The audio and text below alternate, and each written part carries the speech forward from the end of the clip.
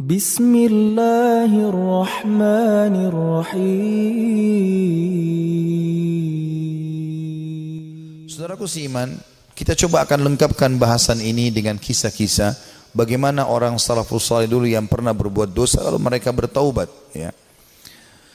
Kisah tentu yang sangat luar biasa, di antaranya adalah kisah taubatnya Tha'labah radhiyallahu anhu.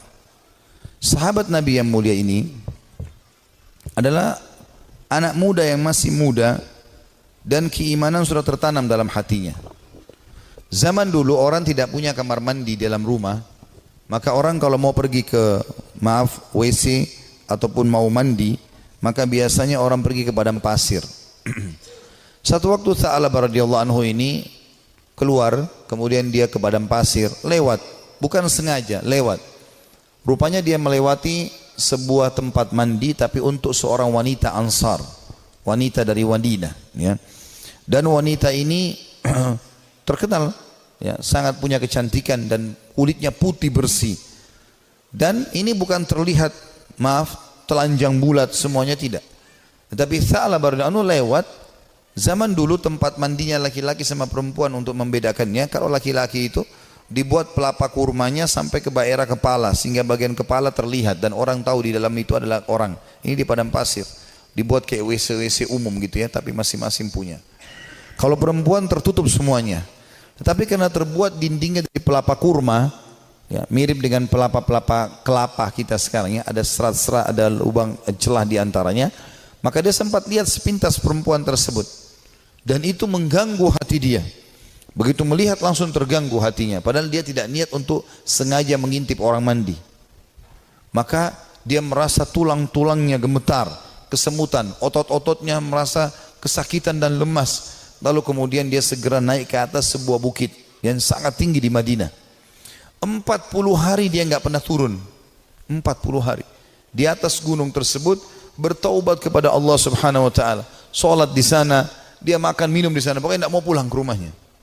Nabi SAW memiliki tradisi, seringkali beliau kalau habis sholat melihat sahabat-sahabatnya. Tapi karena Tha'labah ini bukan orang yang sering ada di depan, maka Nabi SAW tidak melihat dia.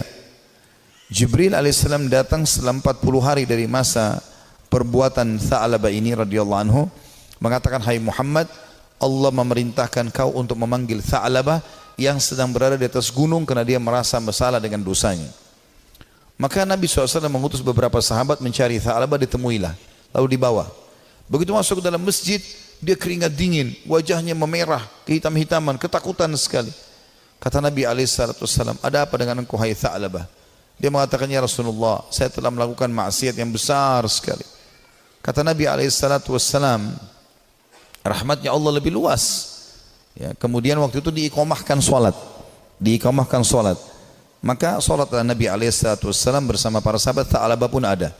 Sementara solat Nabi SAW membaca ayat tentang neraka, maka Tha'labah pun pingsan dalam solatnya, pingsan.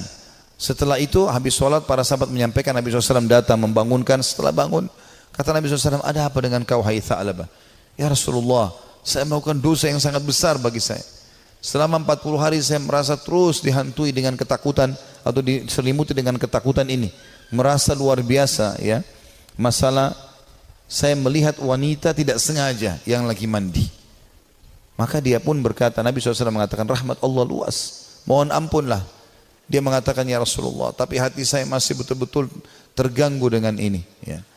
Maka Nabi SAW setelah mengatakan rahmat Allah luas, pulanglah semua sahabat ke rumah. Sampai beritakan Nabi SAW kalau Tha'labah sakit di rumahnya. Maka Nabi SAW datang ke rumahnya, kemudian ingin meletakkan kepala Tha'labah di atas paha Nabi SAW. Tha'labah terus berusaha menjauh radhiyallahu anhu. Kata Nabi SAW, "Kenapa kau jauhkan kepalamu dariku?" Dia mengatakan, "Ya Rasulullah, kepalaku penuh dengan dosa." Ini bayangkan sosok seorang sahabat yang hanya sekedar melihat tidak sengaja wanita, ya, yang sedang mandi, itu pun cuma di celah-celah pelapa-pelapa kurma itu. Maka Nabi SAW mengatakan rahmat Allah luas. "Apa yang kau rasakan, hai Tha'labah?"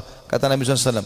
Kata Tha'labah, "Ya Rasulullah, semenjak saya lakukan perbuatan tersebut, hatiku rasanya seperti sedang direngut, ya, seperti ditekan dengan sesuatu. Tulang-tulangku dan otot-ototku seperti kesemutan semuanya. Aku merasa ketakutan yang luar biasa. Apa harapanmu, kata Nabi SAW? Dia bilang, harapanku agar Allah memaafkan semua dosa-dosaku.